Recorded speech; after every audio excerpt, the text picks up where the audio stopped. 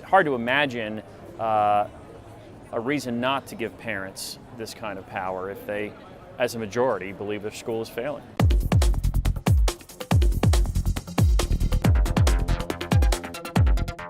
So no discussion of school choice would be complete, and I think it's a nice way to start it off by talking about parent trigger.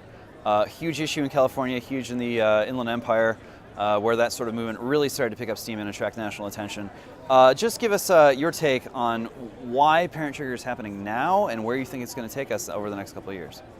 I mean, I hate to say this, it might be somewhat of a charitable characterization to kind of say it's happening now broadly at all. It's still really just a couple of schools in the whole country that have actually done this. And so the skeptics regarding parent trigger, and I'm a supporter of the concept, so don't get me wrong, but have done a little hand-wringing about why hasn't this been a big, widespread, sudden movement that we've seen hundreds or thousands of schools embrace and parents come around this. We haven't so much for a number of reasons, but nevertheless, in the places where it's happened, it's been, I think, a breath of fresh air, and it's also hard to imagine a reason not to give parents this kind of power if they, as a majority, believe their school is failing. Well, let's get into the reasons then a little bit. I mean, one, this is, the media has picked up on this and it's being portrayed as a controversial, sort of divisive approach to tackling education questions. But it's also sort of an organic development. This is something that was not sort of cooked up by a think tank and disseminated in a top-down sort of way. But this is really sort of a grassroots, bottom-up idea. And you can't always create a movement like you can create sea monkeys. It's not just add water, right? So which one do you think is more influential or more decisive in the way that parent trigger is developing in fits and starts, so to speak?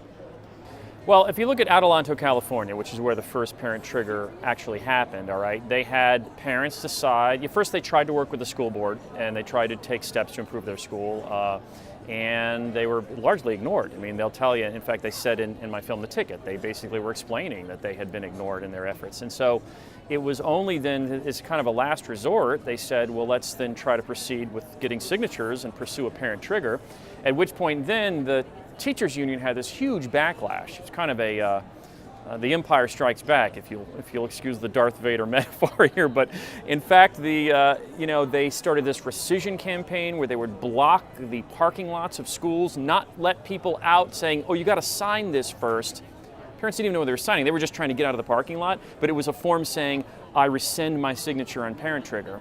So they would take back their signature. It was really a corrupt effort on the part of the unions to kind of turn that. And a judge then sided with the parent union there in Adelanto and came around to their point of view. But in other words, the point is, there was a huge backlash.